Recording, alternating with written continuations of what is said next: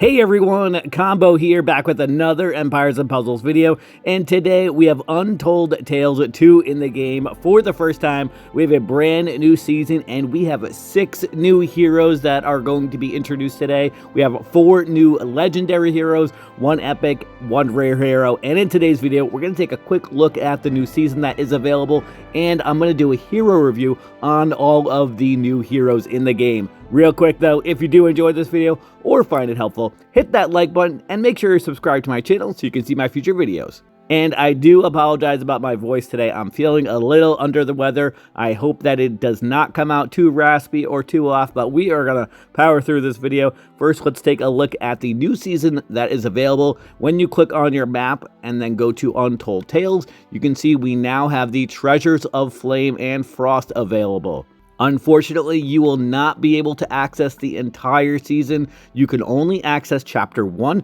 As you can see, Chapter 2 is available in 24 days and 18 hours from the time that I am recording this video, which is, I guess, 6 hours into the event. And then I'm guessing that we're going to be able to access the other chapters once per month. So it's going to take 5 or 6 months in order for us to be able to access all of the chapters and get the rewards at the end of the season. So if you were hoping to get the entire season done in one day and get the Damascus Blade, Tome of Tactics, and other Ascension items, then unfortunately you are not going to be able to do so. I do apologize about that, and of course there is no information on the Deadly series, just like in the first Untold Tales. No information on the Deadly. Gonna have to wait on that. We'll see if that ever comes into the game. Alright, now let's go take a look at our new heroes. Like I said, we have 6 new heroes. We have 4 new legendary heroes, 1 epic and 1 rare, and I'm going to do a hero review on each of those.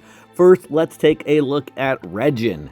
Regin is a fire hero rogue class. If we take a look at their base stats, they have 1149 attack, 1108 shield, and 2088 health. They are fast mana speed, dispels buffs from the target and nearby enemies.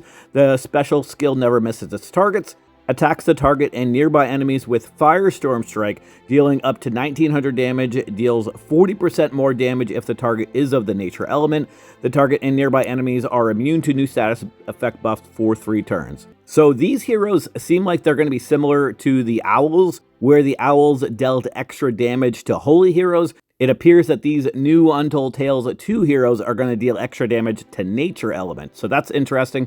If we look at their max stats, double limit broken with emblems, they have 1684 attack, 1442 shield, and 2896 health. They have the counter-attack ether power. At the start of each battle, this hero counterattacks with 60% of the damage received for 6 turns. For their family bonus, they are part of the Dularfulr realm. Realms empower their members in unique ways. Members of this realm have the Molten Core. The Molten Core is charged each time this character receives damage from normal attacks or special skills. So that sounds very similar to the Construct Core family, where those family members have the Construct Core bonus, where those family members like Nautica, Frond, Gwyn, there's a bunch of them, they have that Construct Core that charges, very similar to this Molten Core.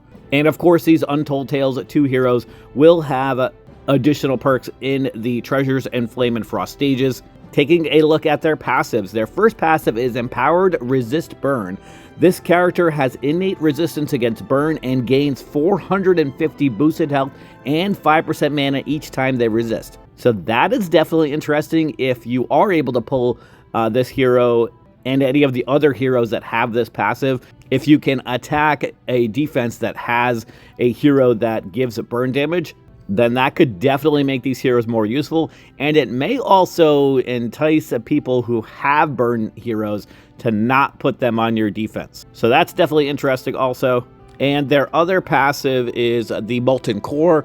This character has the Molten Core, so we were just taking a look at their family bonus that states that all enemies receive corrosive burn for 3 turns. With a fully charged Molten Core, the corrosive burn deals 421 burn damage and lowers the target's defense by minus 10% each turn, deals extra damage against heroes with minions or a mega minion. The burn damage is scaled by the amount of charge in the core. All charges exhausted when the core is activated, so very similar to the Construct Core family for sure. So Regin is a priority dispeller for 3, never misses its target, and is going to deal damage up to 1900 with 40% more damage to nature element. At fast mana speed, that's pretty good in my opinion. If I were to rate Regin on a scale of 1 to 10, I'd probably give them a 9, honestly. All right, next up we have Ott. If we take a look at his base stats, he has 1095 attack, 1149 shield, and 2125 health. He is fast mana speed, boosts health of all allies by 600, boosted health can exceed max HP of course.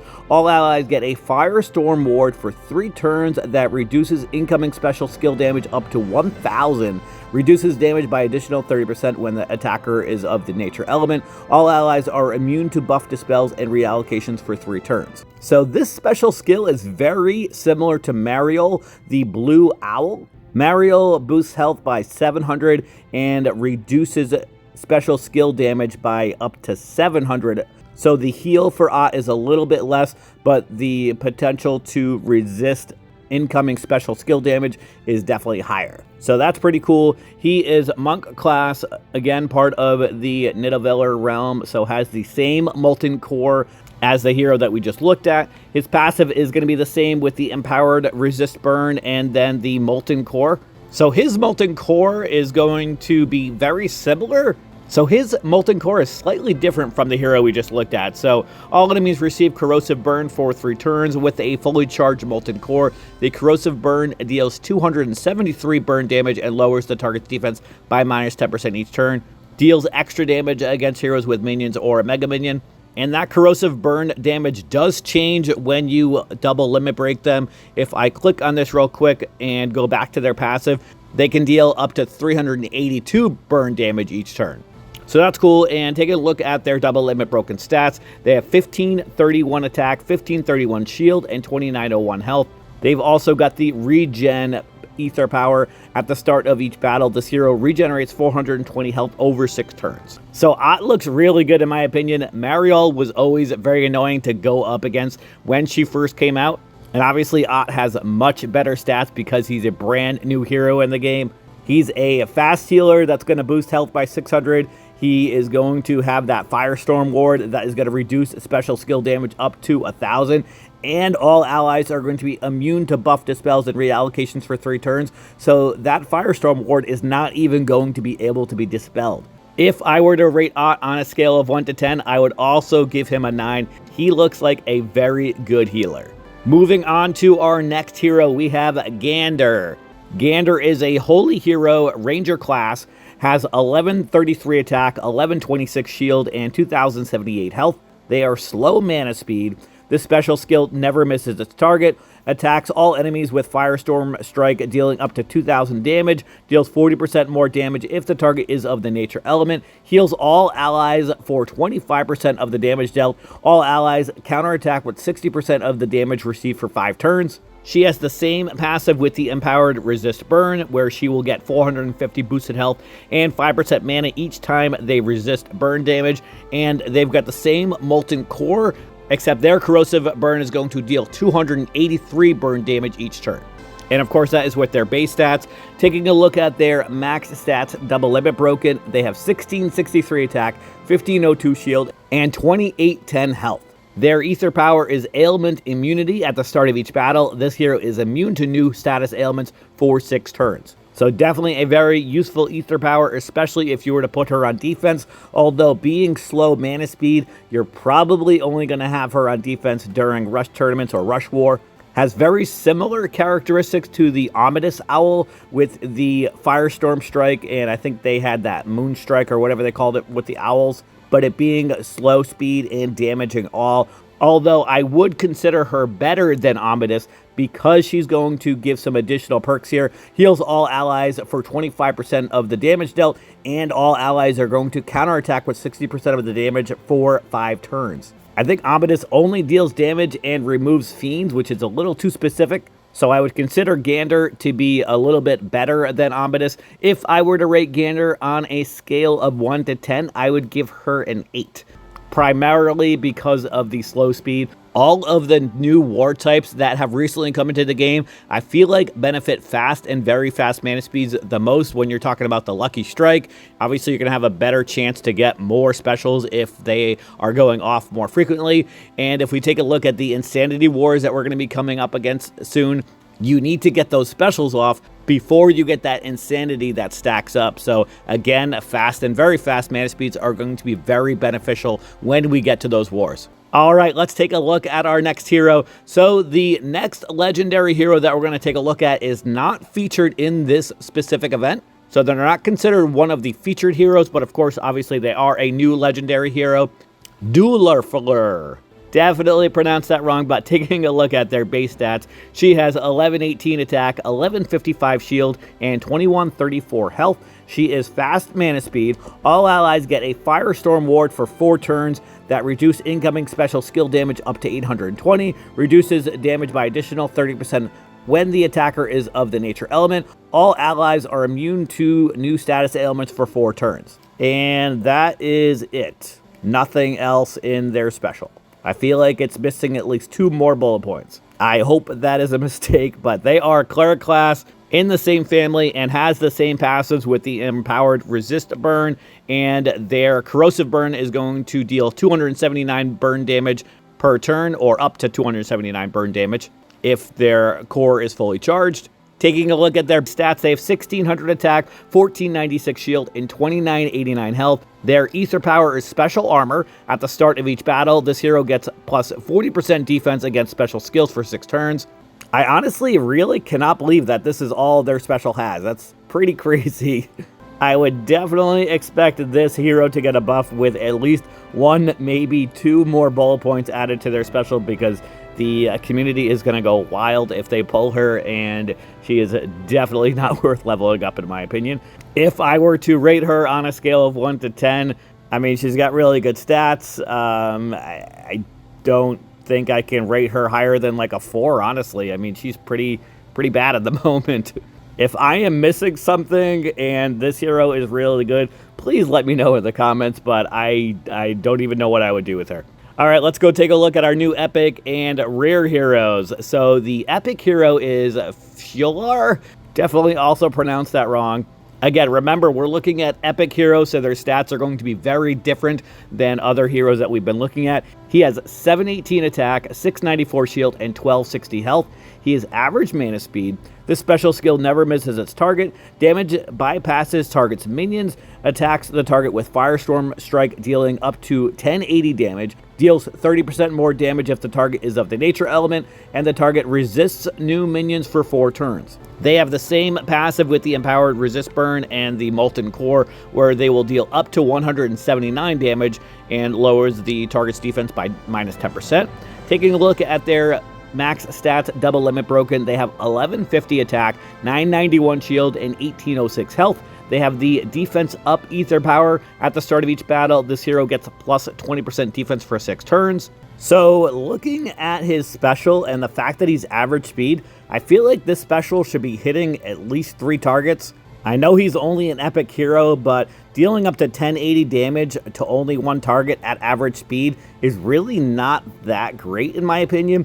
Honestly, if I were to rate Fiolar on a scale of 1 to 10, I'd probably give him a 5. I know he's an epic hero and his stats are lower, and his special is not going to be as good as legendary heroes, but I definitely do not think I would level up an average speed attacker that only attacks 1.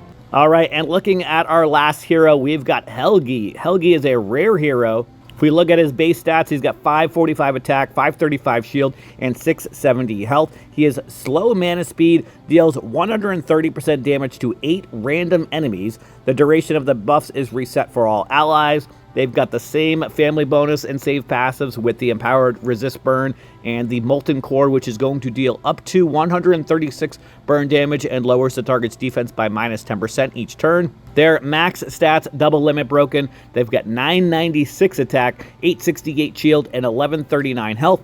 They have the attack up ether power. At the start of each battle, this hero gets plus 20% attack for 6 turns. I'm not a huge fan of a special because he's pretty much primarily just a damage dealer, although with rare tournaments, you don't need like the crazy specials that we have with the legendary heroes. His attack stat is very high for a rare hero, almost at 1,000, so that's pretty insane. Slow mana speed is definitely not ideal, so he'd probably be more relegated to rush tournaments. Obviously, with that high attack stat, he's going to help you with tile damage quite a bit, though. If I were to rate him on a scale of 1 to 10, I'd probably give him a 7 because of his just high attack stat and the potential for that 130% damage to hit the same enemy multiple times.